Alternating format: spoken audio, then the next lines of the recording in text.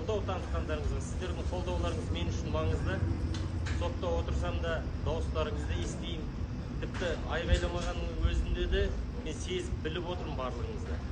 Әсіресе семейлік жерлестеріміз Түркістаннан, Батыстан, орталық Қазақстаннан келіп қолдау танытып жатқан. Осы жерге келіп кетті бірнеше азаматтар. Біреу қымыз айранын, тағы бір сәлем сауқатын әкеп жатыр. Оның барлығы әрине мен үшін керек. Мен үшін ғана емес, халық үшін керек. Мына билікте отырған ұрылар өздері бұрышқа тықты. Біздің жеңіске жеткенімізді дәлелдеп отыр. Неге олар журналистерді, адвокаттарды, саяси белсенділерді қудалайды? Конституция бойынша, саяси көзқарасымыз бойынша біздің қудалауға олардың құқығы жоқ. Цензураға тыйым салынған, сөз бостандығы бар деп әдемі бәрін жазып қойған. Қазақстан демократиялы мемлекет деп. Ал іс жүзінде билікте ұрылар отыр. Біз жеңіске жетеміз. Мен сияқты азаматтарды қамағаны арқылы олар өздерінің әлсіздігін, қауқарсыздығын, дұрыс шешім қабылдай алмайды көрсетіп отыр. Сондықтан да мен оны тәбәріш тәкәйіп, нұр жүйе, қас жүйе деп айтамын.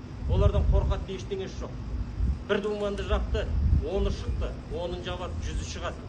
Ең бастысы қазақ диваннан тұру керек. Біз диваннан тұрғанда ғана, шындықты қатты беттеріне басып айтқанда ғана олар жұмыс істейді. Не оларды жұмыс істетіп көрсетуіміз керек, немесе орындарын тастап кетулері керек. Қырғыздан қай жерімізге бір емес 5 билікті ауыстырды. Қазақ момын деген сайын қой құсап үндемей бауыздалып кете бермеуіміз керек. Жылқы мінезді, қасқыр мінезді қазақ орнынан тұру керек. Біз жеңіске жетеміз тек қана диваннан тұрғанда. Мен өз басым сенемін. Сотталып кетсем де, бостандыққа шықсам да жеңіс мен жақта, яғни халық жақта. Ал мына ұры билік бәрібір кетеді. Әрқашанда бірге болайық. Кеші жарық, ешкі сарық ағайын.